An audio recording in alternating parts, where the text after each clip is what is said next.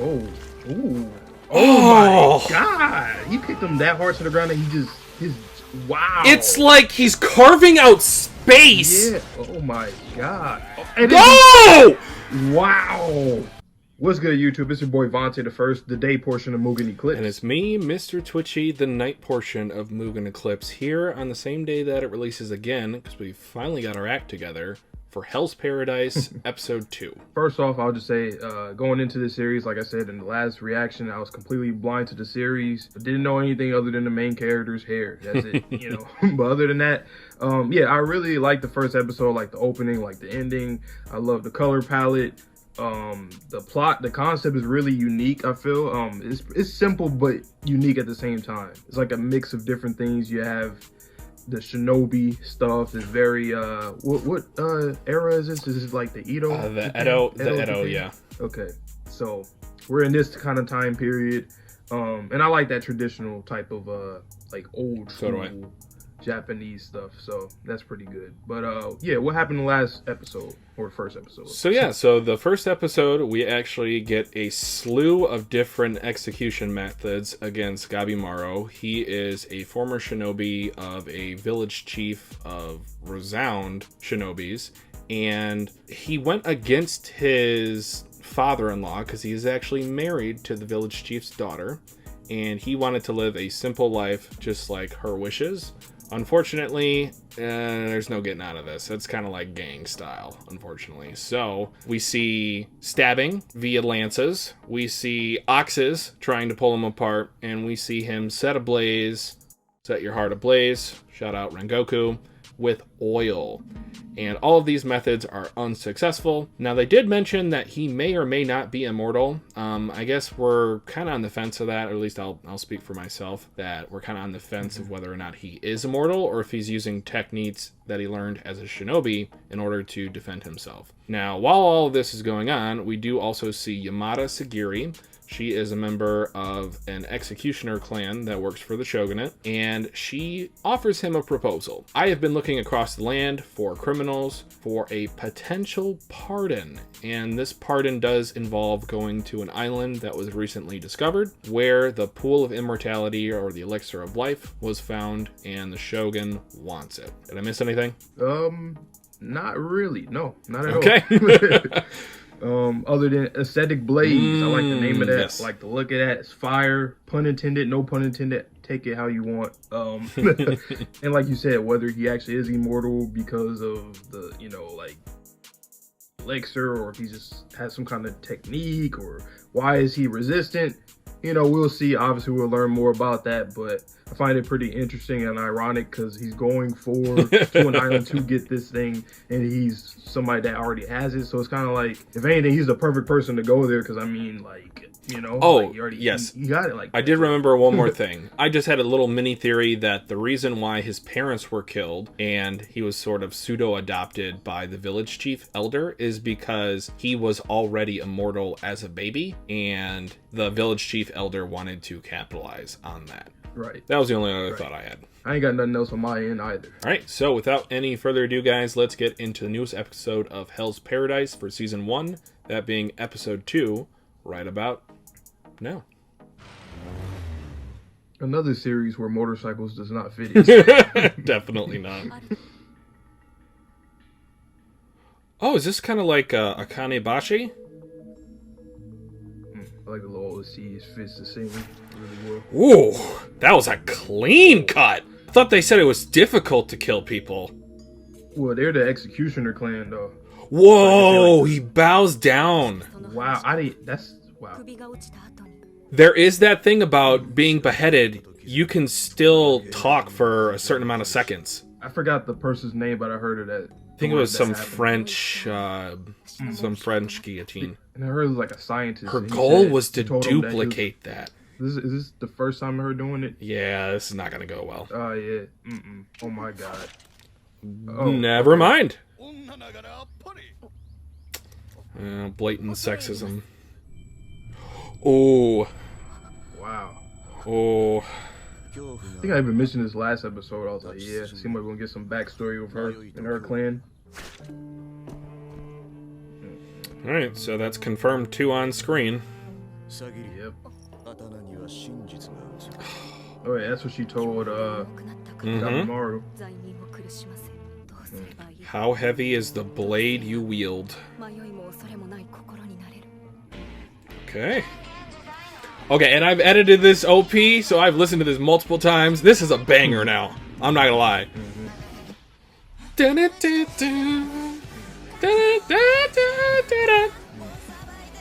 Static Blaze!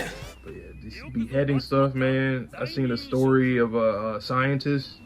He had ended up getting beheaded, and he told somebody, I think it was like his assistant before it happened, that he was going to blink 15 times or something like that, or like blink after he gets beheaded, and he blinked up to 15 times. I think this is hilarious because this could be conveyed as like the artist or the mangaka choosing his MC. Like it's a culling game for the MC. Right. Like, honestly, the series could have started here.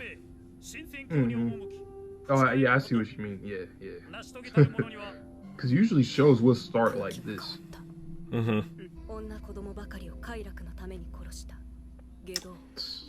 Wow, he's like the reverse Titanic.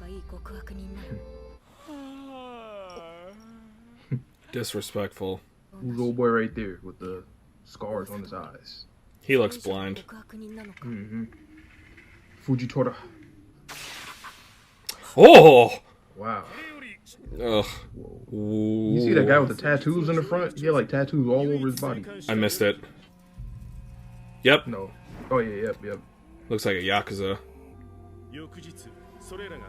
Oh, okay, so he did come back alive.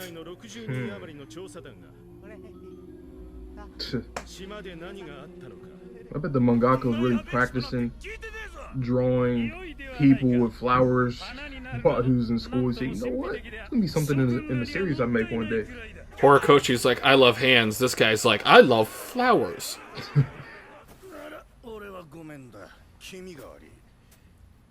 I mean, you're gonna die anyway, right? Okay. That boy dead. Why did they give him tattoos then? What was this talking about his tattoos? That was a red herring. I'm trying to look at all the people that look like they're gonna be some that won't die. At least not that quick. Wait, so they have handlers on the islands? That is such a resource for the government.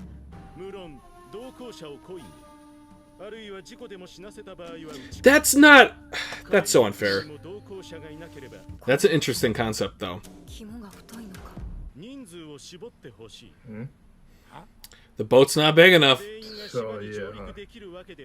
Make sure none of the big guys get on there. That's all he needed to hear. Denji? Looks like Bakugo. Bakuji. Oh! Wow. Oh. Hands tied?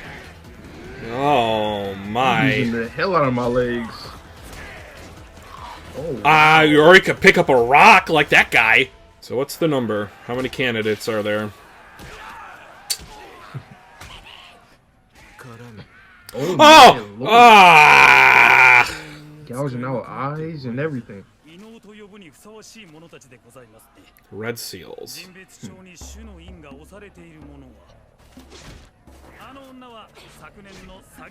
Who is she? Baby girl? Kunoichi. Okay. Damn. Alright, great value damn. Mihawk. He's using a person as a blade. What? Huh? Nah, I ain't gonna lie. He can't get on the boat, though. No. We gotta jump. That's like 10 people. Yeah. No.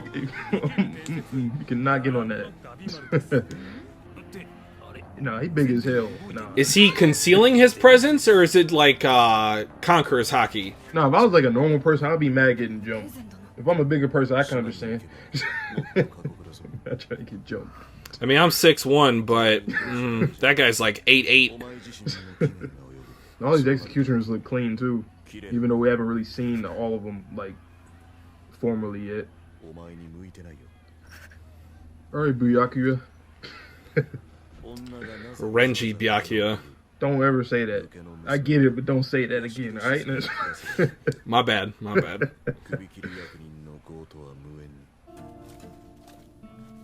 I do like that the flashbacks are like, the color's not really there too much, only with blood and stuff, red. Medicine from corpses. Wow. That's dark. Yeah. Back when Yamato was in the Rukon district. Oh, damn. There's just Bleach references everywhere. Yeah. Cannibal Asa? You know something I never really understand? Like, when somebody's like a child of somebody that has like a high rank somewhere, why do you try to bully their kids? Like, I get it. It's like, it's a pecking order thing. You gotta make yourself feel strong somehow. like, But then when she picks up the blade, you guys are just done like for. In another reference, like in One Piece, like with Big Mom's kids and stuff, like Katakuri, like come on now. Like, you think? Okay, she's not even gonna. Oh, I was gonna say she's gonna just like not even look at you. What's she about to do? Oh, she about to slice all three of the heads off. Watch. In one slice. Yep. I see it already. Okay, never mind. But hey, that's basically the same thing.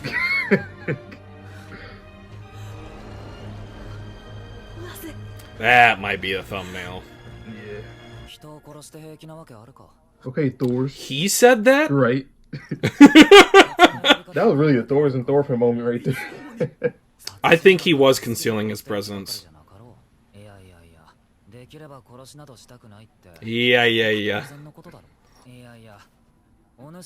I wouldn't do that if I were you, bud. Don't dodge that. Hey, come back! I'm chasing you! I always thought that was the stupidest thing ever. Right? Yeah. He's like, if it's necessary, sure, but at the same time, it's not that I want to. Yeah, I like how the ground looks with the blood splatter. I know that sounds crazy, but yeah. Oh! I know he's about to do something. My! Wow. Oh. Ooh. Oh my god! He kicked him that hard to the ground that wow. It's like he's carving out space! Yeah. Oh my god. Go! Wow. Nah. Dude! Somebody You said are that the he don't MC. Like killing. This is crazy. You would think he like killing, looking at how he's doing it. Like he's killing it's what the hell? Effortless. Yeah. And he's just punching the holes, kicking the holes, gouging. Like he bit somebody. Nah. Yeah, is that what you wanted to see, Your Excellency? I might want to see how they look in the manga. No one wants to see those bloody hands. That's a nice shot too.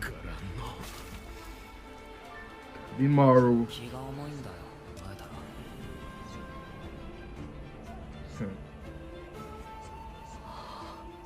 What is he burdened with? Right.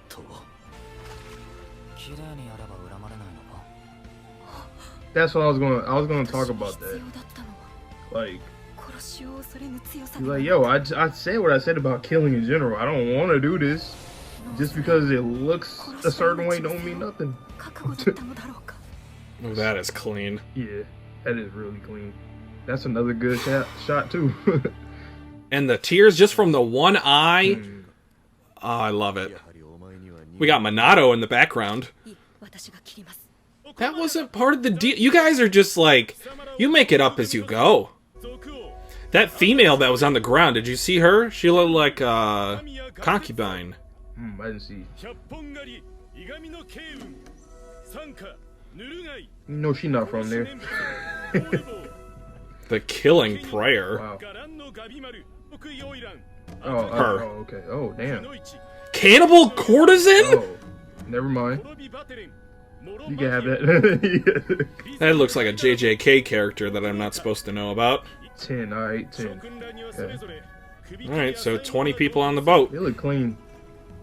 I like all the designs. I like the designs of all the top 20, yeah.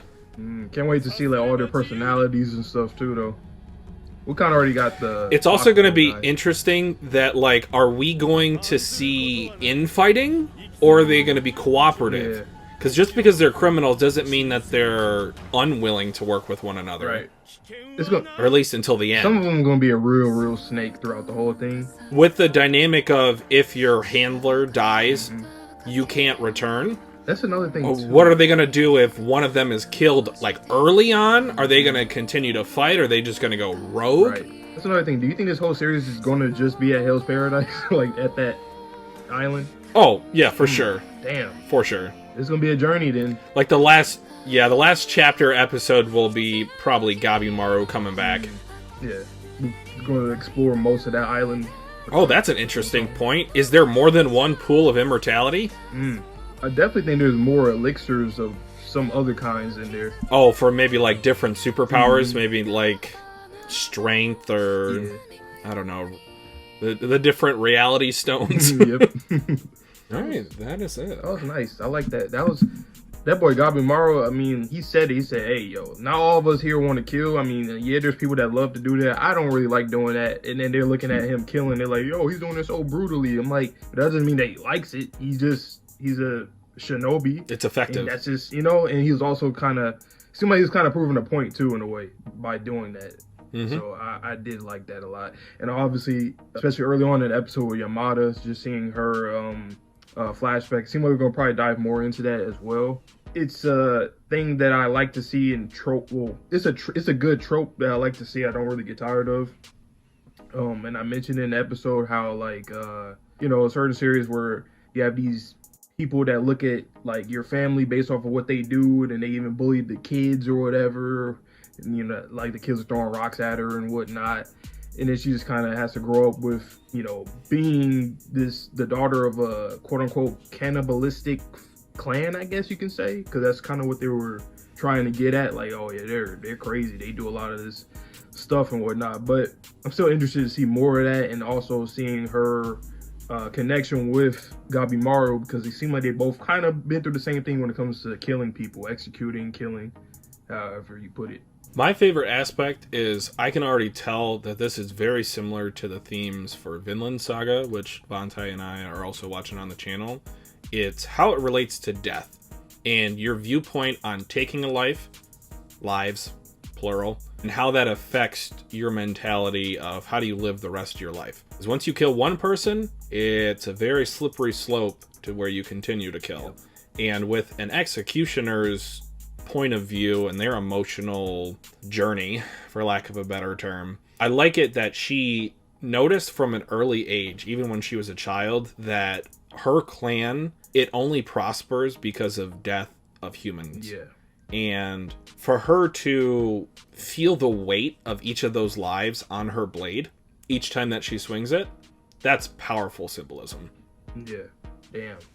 Okay, so we got 10 people we're going to be following throughout this entire journey, and whatever else we're going to see on that island. I'm waiting for, because when it comes to series, especially series like this, where it's like, there's like a lot, like, just seeing all these different characters, they come from wherever, different backgrounds, they have different perspectives. It seems like it's going to be a series with a lot of different clashing of ideologies, especially surrounding death. I just can't wait for, like, the big plot twist. That's something I always look into a lot of series when I jump into it. Can't wait till we get to the big plot twist. Because there's going to be some stuff going on the island, I just feel. I don't know exactly what it will be yet, but I'll try to keep an eye out on certain details of how people speak and whatnot, but I'm excited for that nonetheless.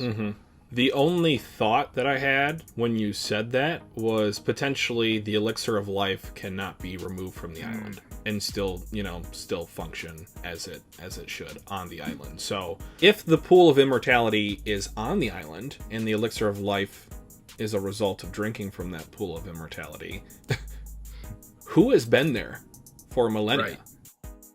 Right. Like, who was the first person to discover this island? Who was the first person to drink from that pool? Because if they've had thousands of years of fending off, let's just call them local sailors, not this more recent, I'm going to send part of the government and also criminals to this island to try to obtain that elixir of life. But, like, how nasty are they in a fight? Oh, and also, man. Too, there's a lot of potential there. 20 characters, pretty much, that we're going to be focusing on. So, are all of them just going to die in the end? Is that how that works? Or are they going to stay there? Or how many will make it back? How many die, stay there. Like, I wonder, out of 20 people, that's a lot of people, and honestly, I think a good chunk, not so, you know, there's gonna be a lot of misfortune there. I can see at least half of them dying. Yeah. Damn. That's cool though. We got 20 characters that we can actually like look forward to watching the whole time. So I like that a lot. I like how it's a set number of characters. I mean, obviously we'll probably meet someone or something on the island itself, but 20 is a good round number for you to. You can even kill off people as early as like next couple episodes, and then retroactively go back if they're all a part of the Yamada clan. Like, oh no, my brother, he died, or my cousin that I grew up with and killed many people. There's a lot of writing in there that can be done. So, but I got nothing else on my end. This is a great episode. I'm excited for next week. Yep, I don't have anything else on my end either, guys. So, I want to thank you for watching this far, if you have, and I want to thank you for giving so much love to the OP, because that has absolutely popped off unexpectedly. Great OP, but you guys are really showing it some love. So, thank you. So, like we said at the end of every video, hope you guys all have a good one. Please stay safe, stay healthy, stay clean, stay tuned for the next video, and peace. Peace.